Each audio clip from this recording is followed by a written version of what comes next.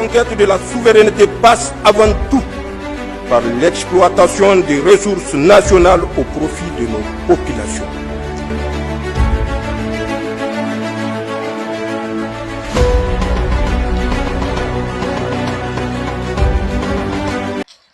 Mesdames, Messieurs, bienvenue sur la Sahel Info TV. Aujourd'hui, nous avons deux numéros à vous présenter. Le premier numéro concerne les assises nationales qui ont justement recommandé la poursuite de tous ceux qui ont détourné les biens de l'État. C'est l'une des recommandations phares des assises. À ce sujet, nous avons rencontré l'acteur de la société civile, Adamo Oumarou, qui revient sur un certain nombre de points importants. Écoutez.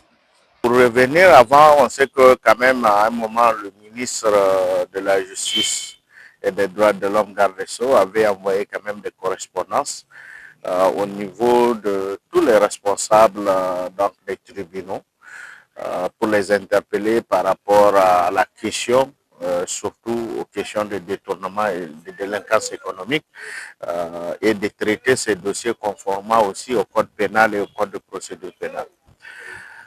Il serait important aussi de voir que après les assises nationales, ces recommandations font en sorte que c'était d'abord le vœu du peuple nigérien, d'avoir une justice qui va permettre à ceux que tous ceux qui ont commis des crimes économiques ou politiques de ces pays puissent payer.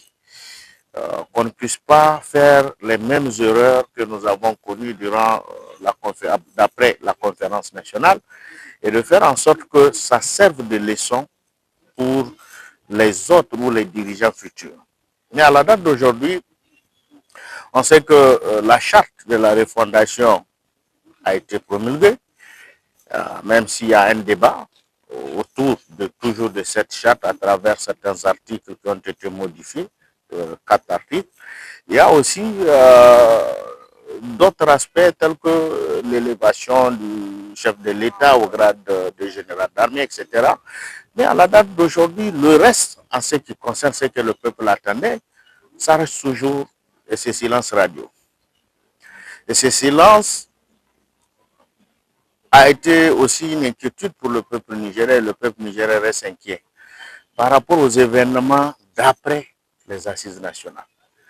D'abord, la question de pardon et la question aussi pardonner et oublier qui a fait aussi la une, et donc le peuple nigérien s'est demandé à qui il faut pardonner, qu'est-ce qu'il faut pardonner. Et ça fait aussi la une pour dire que nous avons besoin toujours de faire payer ces gens-là qui ont détruit ces pays économiquement, politiquement et même juridiquement. Le journal Enquêteur a mentionné dans une de ses parutions la question de cette situation déplorable que vivent les grossistes nigériens à la frontière Niger-Bénin. Certains font le commerce fluvial considéré comme fraude. Souli Abdoulaye, économiste, a critiqué sévèrement cet état de fait et a attiré par le même dynamisme l'attention des autorités. On l'écoute. Quand vous dites fraude, effectivement, il y a de la fraude. Et ça n'a pas commencé aujourd'hui avec la fermeture de la frontière entre le Bénin et le Niger. La fraude a commencé depuis les temps immémoriaux. Aujourd'hui, le problème qui se pose entre le Mexique et les États-Unis, c'est cette porosité de la frontière. Vous avez vu les Américains, quand même aussi puissants qu'ils soient, dans le sens de contrôle de leurs frontières, mais il y a toujours des Mexicains qui traversent la frontière pour aller aux États-Unis. La même chose avec les Cubains. Alors, c'est pour vous dire que le phénomène de frontières, c'est un phénomène qui ne peut jamais être, en tout cas, contrôlé à 100% par n'importe quel gouvernement. À plus forte raison, chez nous où nous avons quand même une certaine faiblesse par rapport au contrôle de nos frontières qui sont d'abord vastes, qui sont grandes, entre nous et d'autres pays amis, d'autres pays frontaliers. Alors, on ne peut pas empêcher, de la façon dont on ne peut pas empêcher l'air de circuler entre ces deux pays-là, ou le vent ou la poussière, c'est de la même façon qu'on ne peut pas empêcher populations des deux pays d'échanger de façon, en tout cas, anachronique, de façon qui n'est pas légale, donc que vous appelez la fraude. Maintenant, l'important, c'est de chercher à contrecarrer ou à minimiser du moment où l'information est sortie. Parce que ce que l'enquêteur a fait, c'est une alerte qu'il a eu à faire.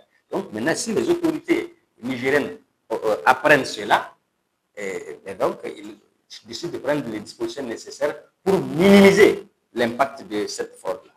Chers abonnés, merci de votre fidélité. Ce sont entre autres les 2 numéros que nous vous avons proposés aujourd'hui. Très bonne réception et à bientôt.